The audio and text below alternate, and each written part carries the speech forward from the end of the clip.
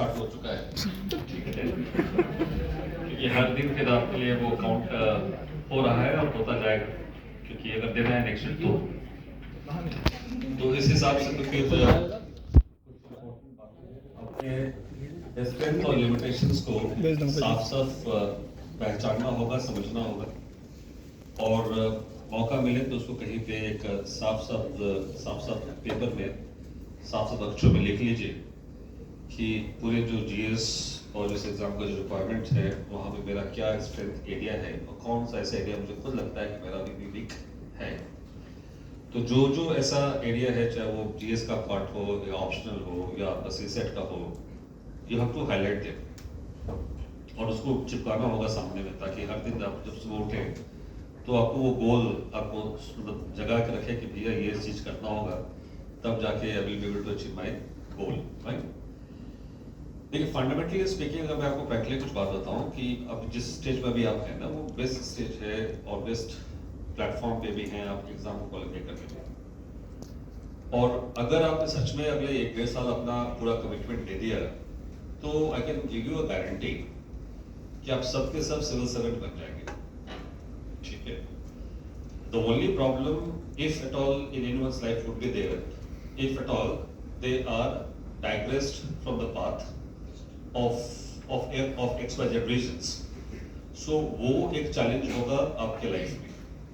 अगर आपने अपने आप को इमोशनली बहुत ही बैलेंस रखा, साउंड रखा और अगले 1.5 साल 1 साल के लिए अपने आप को पूरा फुल्ली कमिटेड रखा, तो आप मान के चलिए कि 2025 में हम चर्चा कर रहे हैं 27-28 तक सबके सब सिविल सर्वेंट बन जाएंगे आप। ऐसा एक भी व्यक्ति मेरे लाइफ में अभी तक नहीं आया, जब से मैंने इस एग्जाम को समझा, तैयारी किया, दिया, पढ़ाया सब कुछ, कि जो सीरियस था इस करियर के लिए, जब सिविल सर्विस को क्वालिफाई करना था, सिविल सर्वेंट बनना था और ठीक ठाक था पढ़ने में। बहुत ही इंटेलिजेंट था, हाईएस्ट स्कोरर था, डिस्टिंक्शन लाता था, अगर नहीं ठीक ठाक मतलब कि पढ़ने लिखने की इच्छा थी, वो पढ़ लिख के वो समझ सकता था क्या लिखा हुआ है और समझने के बाद वो लिख सकता क्या लिखना चाहिए उसके भीतर में।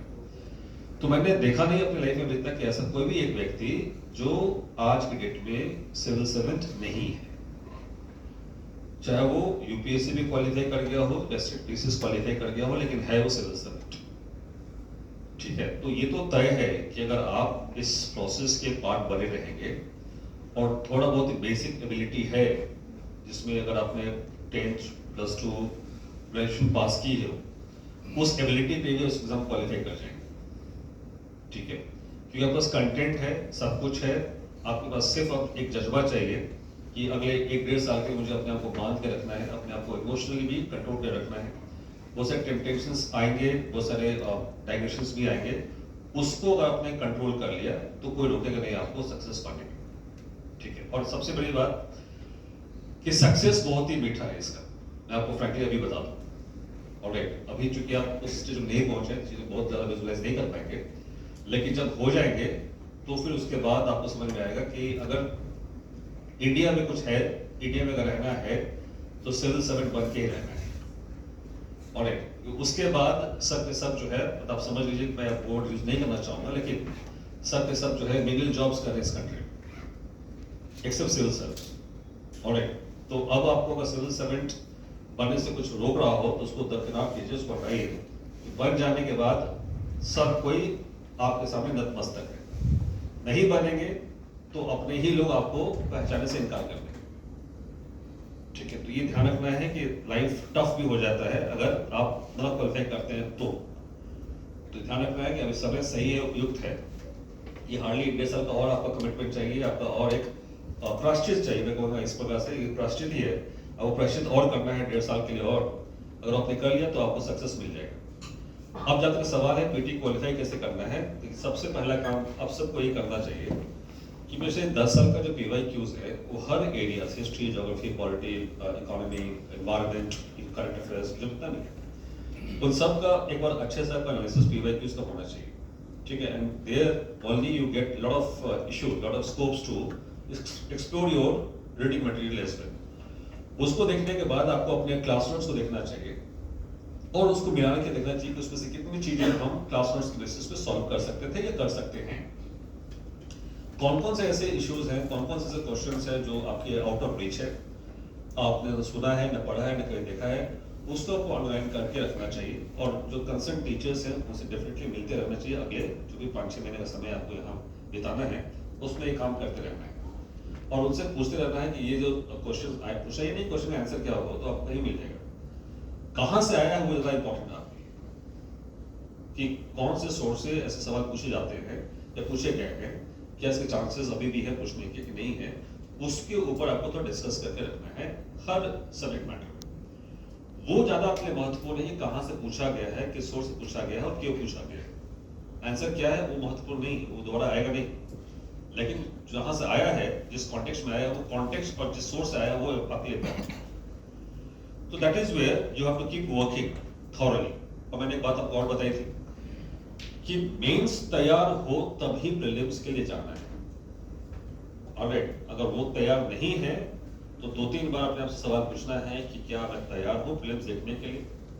क्योंकि क्या है कि लिख देने से ही एग्जाम नहीं निकल जाता है, ये सिर्फ सेटिस्फेक्शन वाली बात होती है। लिखना है ऑफ कोर्स तब जब पूरी तरह से तैयार है, फुली प्रिपेयर्ड है। तो थोड़ा सा इसको भी एग्जामिन कर लेना है कि क्या मेरा मेंस प्रिपेयर्ड है कि नहीं। मेंस प्रिपेयर्ड है, मेंस प्रिपेयर्ड मतलब कि जो बेसिक सब्जेक्ट्स है जो जीएस में भी पीटी और द मेंस दोनों में कॉमन है, वो पूरा सब्जेक्ट आपका प्रिपेयर्ड है और आपका ऑप्शनल भी प्रिपेयर्ड है। आपका ऑप्शनल भी at least from the perspective of class notes, the classes you already have gone through, अगर उतना हो चुका है तो आप डेफिनेटली प्रिपेयर्ड है, you must write the exam. ठीक है, अगर वो नहीं हुआ है तो थोड़ा वेट कर लेना है। एक साल डिले करने से ऐसा नहीं कुछ हो जाएगा कि आपके पर्सनैलिटी में या आपके पहचान में कमी आ जाएगी। And IAS is an IAS in this country. Once you be a part of IAS, nobody is going to give a damn to your batch year except your own fraternity. Alright, you will be identified across the society only by this particular tag called IAS. Alright, उसके बाद पूछेंगे नहीं कि आप 2025 के batch हो कि 27 के बैच हो कि 28 के बैच हो, वो वही पूछेगा जो आपके बैचमेट है या आपके फैकल्टी का एक मेंबर है। अदरवाइज समाज आपको IAS से ही जानेगा, चाहे आप किस साल में बने हो। तो that is very you understand कि इससे कोई फर्क नहीं पड़ता है कि एक साल डिले ही हो जाए, लेकिन जब दे तो 100% तैयार होके दे। ऑलराइट, ताकि आप वहां तक पहुंच जाए जहां तक आपकी कैपेसिटी थी और आप पहुंच सकते थे आसानी से। उसके बाद बहुत सारे फैक्टर्स और भी काम करते हैं लाइफ में, लेकिन एटलीस्ट जो हमारे फ्रंट से जो फैक्टर है वो वहां पे हम ढीला ना हो, ये कहने को ना रहे कि यार मैंने ही पढ़ाई ठीक से नहीं की, मैं शायद ये पढ़ लेता वो पढ़ लेता तो आज IAS हो जाता। ये एक्सक्यूज आपकी जिंदगी में नहीं रहेगा तो आप सेटिस्फाइड रहेंगे थॉरली। ऑलराइट, अगर ये रह जाएगा तो बहुत मुश्किल होगा आगे भी। इसलिए ध्यान रखना कि अपने फ्रंट से वो दिक्कत ना हो कि आप कहीं भी कुछ आपसे छूट गया हो या आपने छोड़ दिया हो या आपने तैयार नहीं किया हो। जो आपकी ड्यूटी है, उसको हम फंडामेंटल ड्यूटीज है, उस फंडामेंटल ड्यूटीज में एक सबसे बड़ा ड्यूटी ये है कि आपका सिलेबस आपको पता होना चाहिए। और सिलेबस से पता होना चाहिए तो मैंने कहना मतलब साफ साफ है कि वर्ड बाय वर्ड जो वर्ड्स मेंशन्ड है आपके सिलेबस में, चाहे वो ऑप्शनल का हो चाहे जीएस का हो, आपको उसके ऊपर अगर अभी के अभी कहा जाए कि 10 बातें बताओ तो 10 बात बता सकते हैं, लिख सकते हैं उसके ऊपर। नॉट नेसेसरी कि एनालिसिस करना है, बट इतना ही कि अगर आपसे पूछ गया कॉन्फ्लिक्ट ऑफ इंटरेस्ट क्यों लिखा हुआ है सिलेबस में, कहाँ है, आपको पता होना चाहिए। और आपको पता होना चाहिए कि किस कॉन्टेक्स्ट में है, उसमें 10 बातें क्या हो सकती है। तो मेरा कहने का मतलब यह है कि सिलेबस के ऊपर अगर कमांडिंग हाइट है, आपकी पकड़ है, आपको पता है कि सिलेबस में जो वर्ड्स मेंशन है उसके कंटेंट क्या होने चाहिए, क्या होंगे, तो आप क्वालिफाई कर जाएंगे। ये फंडामेंटल एस्पेक्ट है कि आप देखेंगे कि बहुत सारे ऐसे स्टूडेंट्स आपने भी देखे होंगे, सुने होंगे या मिले भी होंगे, जो ऑलरेडी क्वालिफाइड है, किसी अलाइड सर्विसेज में है, लेकिन फिर एग्जाम देते हैं बार बार प्रीलिम्स क्वालिफाई कर जाते हैं। क्यों? इसीलिए कि ऑलरेडी उन्होंने जो प्रिपेयर किया था पिछले 2-3 साल पहले, उन्हें सिलेबस का एक वर्ड प्रिपेयर करके रखा हुआ था। उनको अब जब भी देना होगा प्रीलिम्स, सिर्फ उनको करंट अफेयर्स और रिवाइज करना होता है और then they go and write the exam and they will qualify every time they qualify prelims. On the contrary पिछले 5 साल से लोग लगे हुए हैं, उनको प्रीलिम्स का क्वालिफाई नहीं हो पा रहा है। तो इसलिए नहीं हो पा रहा है कि इतने सारे डाइग्रेशन है मटेरियल के कॉन्टेक्स्ट में, सोशल मीडिया के कॉन्टेक्स्ट में और मटेरियल्स जो सोशल मीडिया पे अवेलेबल है उसके कॉन्टेक्स्ट में, कि आपको जो काम करना चाहिए तो वो काम ना करके आप कहीं और काम में ज्यादा इंटरेस्ट लेना शुरू कर दें। तो आपको काम यही करना चाहिए था कि जो सिलेबस का कंटेंट है, जो स्टैंडर्ड टेक्स्ट बुक्स है, जो स्टैंडर्ड मटेरियल है, उतना कम से कम मुझे पता होना चाहिए, मुझे उसका ज्ञान होना चाहिए। तो ध्यान रखना एक बात और, कि अगर आपने बेसिक काम किया हुआ है, बेसिक का मतलब क्या होता है कि पहला एक बेसिक रीडिंग होना चाहिए एनसीईआरटी का, दूसरा उस पूरे के सब्जेक्ट का कुछ बेसिक रीडिंग्स है, कुछ टेक्स्ट बुक्स है, उसके पूरे बुक तो नहीं बट कुछ चैप्टर्स उसका रीडिंग वो भी होना चाहिए। तीसरा जो आपका क्लास नोट्स है वो आपको एकदम कंठस्थ याद होना चाहिए, उसमें से कोई इफ एंड बट वाली बात नहीं होनी चाहिए। चौथा जो आपको प्रिंटेड नोट्स दिया गया है उसको भी आपने एक बार रेफरेंस के रूप में देख लिया है अच्छे से। अगर इतना काम आपने किया हुआ है और फिर वहां जा रहे हैं और वहां जाने के बाद फिर क्वेश्चंस आपको लग रहा है डिफिकल्ट है, आपसे नहीं बन रहा है, तो आप निश्चित रहिए कि भारत के 70-80% लोग उसको देखने के बाद बेहोश हो जाएंगे और उससे सॉल्व नहीं हो रहा होगा। जो साल एग्जाम दे रहे हैं उसमें से 80% लोगों से भी वो क्वेश्चन सॉल्व नहीं हो रहे होंगे, ये गारंटेड है। जब आपको नहीं पता है तो उनको भी नहीं पता होगा, इससे टेंशन नहीं लेना। सिर्फ इतना ध्यान रखना है कि जितना पता है उसमें आपने कितना एक्यूरेसी के साथ उसको सॉल्व कर दिया है। अगर वो आप कर देंगे तो प्रीलिम्स क्वालिफाई कर जाएंगे। ठीक है, ध्यान रखना है कि जितना पता हो वो अच्छे से पता हो, पूरा क्लियरली पता हो। नहीं पता है उसके लिए बहुत परेशान नहीं होना है कि एग्जाम सारे पता होने पे एग्जाम क्वालिफाई इंसान नहीं करता है। इंसान क्वालिफाई तब करता है जिसको जितना पता था उसमें कितना उसके पास एक्यूरेसी थी, उससे इस एग्जाम को क्वालिफाई करेंगे। ठीक है, तो 100% एग्जाम में कभी कोई परफॉर्म न कर सकता है न कभी करेगा। इससे आप देखेंगे कि 50-55% मार्क्स पे आप आईएएस बन जाते हैं इस एग्जाम में। ठीक है, तो ये ध्यान रखना है कि फुल के लिए कभी नहीं जाना है, लेकिन जिस पे जाना है उस पे 100% लेके जाना है। ठीक है, अब आपके पास एक ही चीज है कि जो नोट्स है, क्लास नोट्स है, उसको बार बार पढ़ें, क्वेश्चंस को देखते हुए पढ़ें ताकि आप रिलेट कर पाए कि क्या क्या चीजें इंपॉर्टेंट है। इसमें मैंने आपको एग्जाम्पल दिया था कल या परसों क्लास में। पता नहीं कितने लोगों ने इसको रियलाइज किया है कि क्वेश्चंस भले ही वर्ल्ड हिस्ट्री सिलेबस का पार्ट ना है, नहीं है प्रीलिम्स में, लेकिन वर्ल्ड हिस्ट्री पे भी क्वेश्चन बना के दे दिए। ऑलराइट, उन्हें साफ साफ दे दिया कि सार्डिनिया कहाँ है, नॉर्मैंडी कहाँ है, मलोरका कहाँ है। अब सार्डिनिया, नॉर्मैंडी, मलोरका आप पढ़ते हैं वर्ल्ड हिस्ट्री में, ऐसे आप न ज्योग्राफी में पढ़ते हैं नहीं आप जिसमें पढ़ते हैं। तो अब सवाल ये उठता है कि ज्योग्राफी में पढ़ते हैं वो सारे साइट्स, तो सारे साइट्स का नाम जो है वो एंशिएंट नाम है या मेडिवल नाम है वो सारे साइट्स का। जो पढ़ते नहीं ज्योग्राफी में तो उसको सॉल्व का साथ कहाँ से करेंगे? तो डेफिनेटली उसको हम पढ़ते हैं वर्ल्ड हिस्ट्री में, तो वर्ल्ड हिस्ट्री से उसको सॉल्व करेंगे। इसलिए मैंने कहा कि वर्ल्ड हिस्ट्री में जब पढ़ेंगे तो आपको मैप के साथ ही हमें पढ़ना चाहिए, आपका मैप जो है उसका कमांडिंग हाइट हो और वो पता हो कि डार्टमूर स्ट्रेट कहाँ बहता है, कहाँ जाता है, किसकी उसको लिंक करता है। तो ये नहीं हो जाने की चाहिए कि बाद में सुना तो था डार्टमूर स्ट्रेट पता नहीं कहाँ है। तो ये जो आप मतलब लोग नॉर्मली मिस्टेक्स करते हैं, ये आपको नहीं करते हैं।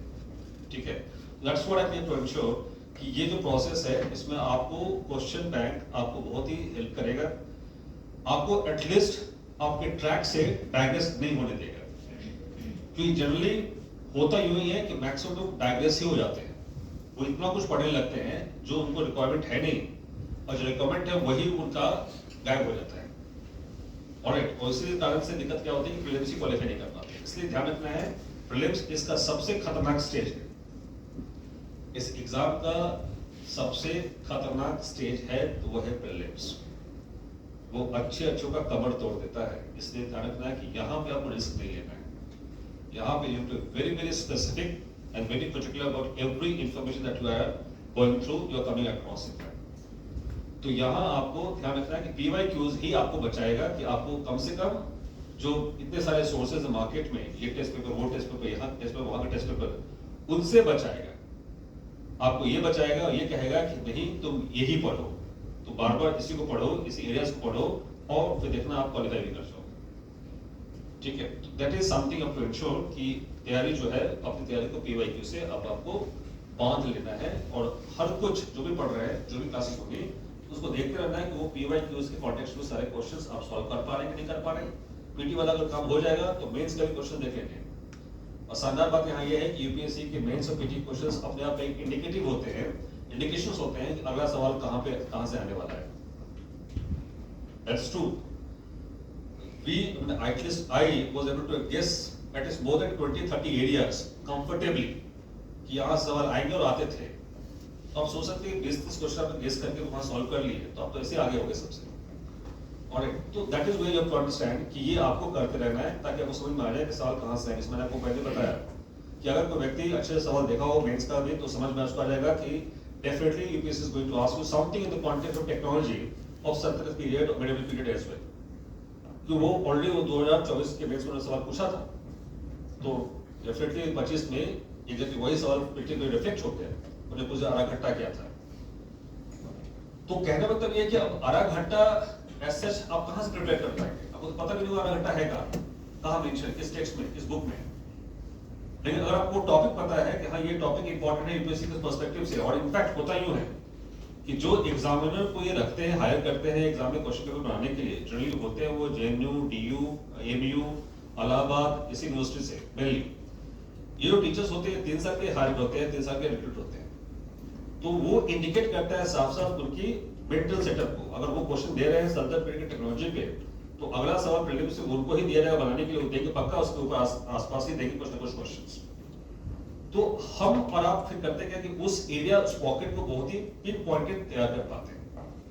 जब हम ऐसे तैयार होंगे कि आपको पता होगा कि ये इस चैप्टर का इस पेज से क्वेश्चन आएगा, तो किसके मजा में कि आप उसको भूल जाएंगे, इम्पॉसिबल है। आप उसको एकदम रट के जाएंगे वहां, और रट के जाएंगे तो डेफिनेटली 100 में से कम से 25-30 आप 100% स्ट्राइक रेट साथ सॉल्व कर लेंगे। तो this is what you have to keep doing this exercise to help you not to get yourself digressed. बस वही एक दुश्मन है इस पूरी जर्नी में, उससे बच गए तो आप निकल जाएंगे, ठीक है।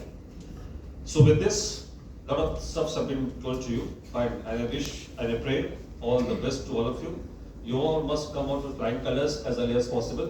This is my personal wish for all of you, fine। तो इसके साथ ही मैं आज सेशन समाप्त करता हूँ। अच्छा लगा आपसे मिलकर बातें करके और हंसी मजाक करते हुए क्लास में हमने बहुत कुछ डील कर लिया, ठीक है।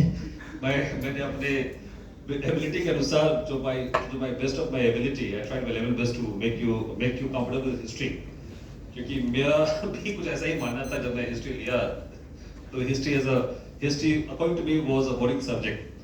सो I was a science student right from beginning, तो साइंस मेरा सबसे पहला मतलब कह सकते हैं कि अटैचमेंट था, but I chose history just to write this exam and of course to get admission in Delhi University. तो उसके बाद मुझे लगने लगा कि हिस्ट्री जो पढ़ने का तरीका वो गलत है, वो गड़बड़ है, इसको थोड़ा सा it has to be made in a story wise storytelling style. So I tried my level best to make you understand or make you comfortable with history. I believe and I hope that I have been successful in doing at least to some extent, some level of commitment, some level of delivery to all of you. तो कुछ level का जो commitment था, delivery था, उतना तो मैंने deliver कर ही दिया है। अब आपको जो बाकी जो बचा हुआ गैप इधर उधर, उसको अपने फ्रंट से ही आपको फुलफिल करना है ताकि आप क्वालिफाई कर सकें, ठीक है। तो आपका बहुत सारा काम मैंने इस सेक्शन में क्लास में करवा दिया है। थोड़ा बहुत काम आपको खुद से करना होगा, वो हमेशा करना होता है, और जब सक्सेस मिलेगा तो आपकी मेहनत पे ही सक्सेस मिलता है, उसमें किसी का कोई बहुत ज्यादा श्रेय नहीं होता है। आपको खुद मेहनत करना होगा, आपको मेहनत पे ही आप वहां तक पहुंच पाएंगे, ठीक है। With this I am now signing off, wish you all the best. Thank you sir.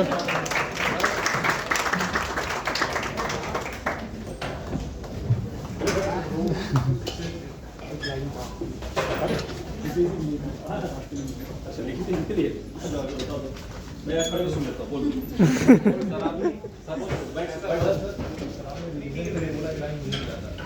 अच्छा जब बहुत भाई बैच नहीं खत्म हो रहा है। ये उधर ऐसा होता है जब हाथ में लेते हैं तो हम क्या फील करते हैं एज अ यूपीएससी स्टूडेंट